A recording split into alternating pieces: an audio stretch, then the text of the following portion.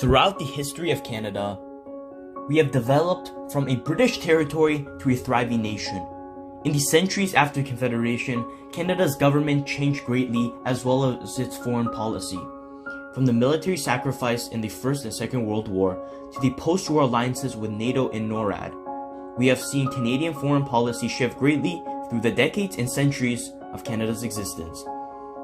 But during post-war and beyond, into the 21st century, foreign policy would change further. Starting in 1982, the final remnant of Canada's retrogression from the British was complete, as the Government of Canada separating and patriating the Canadian Constitution transfers the highest law in the country from the British Parliament to the Canadian government for the first time in the nation's history. This meant Canada had full and total control over its internal and foreign affairs for the first time ever. With these drastic changes, we see Canada take hold of its foreign affairs in the following decades after the 1980s. After Prime Minister Trudeau had Canada's constitution established, he had many foreign policy changes and missed the Cold War. First, he sought closer ties with the Soviet Union and pursuing a friendship with the Cuban dictator Fidel Castro. Furthermore, giving diplomatic recognition to Communist China long before other Western allies. These acts showing that the Canadian government was able to loosen the dangerous tensions between the West and the Communists amidst the Cold War. This showing changes to foreign policy compared to the past, seeking de-escalation and peace rather than heightening tensions. Next, we look at Canada's close ties with the West, and especially America, with its tightly led military and economic connections.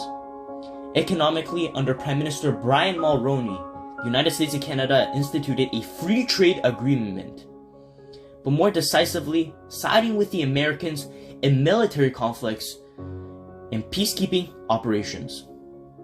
The Canadian government supported efforts to drive Iraq out of Kuwait in 1991, as well as peacekeeping efforts around the world, in Somalia and former Yugoslavia. This going far beyond what Canada had done before, setting a new precedent in interfering with other countries' conflicts and policies when it didn't largely affect the Canadian people. When we move into the 21st century and look at Canada and its foreign affairs, we must take a look at Canada's involvement in Afghanistan.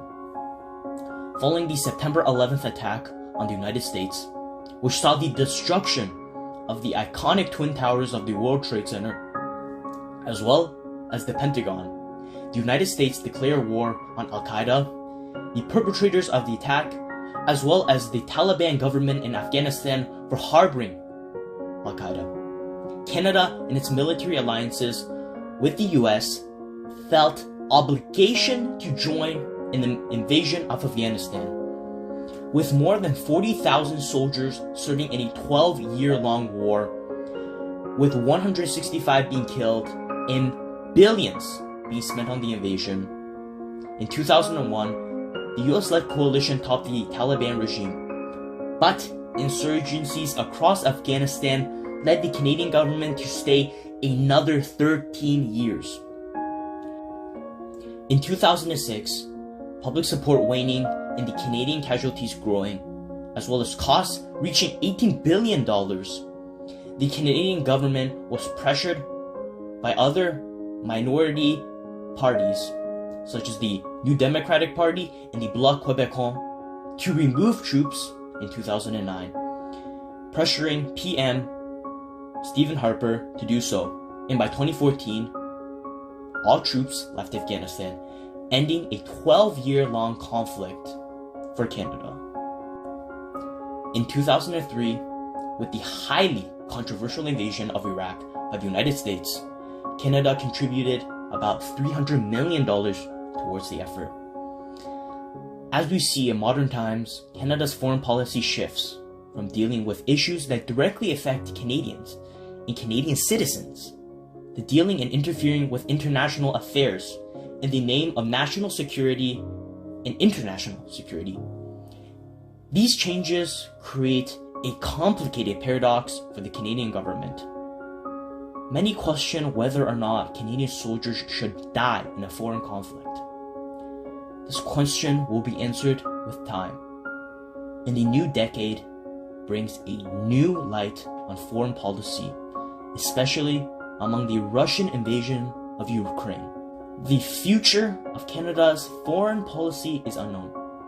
By looking at the past and history of Canada's complicated and sordid foreign affairs, we can predict the future will unfold in the coming decades, centuries, and possibly further on.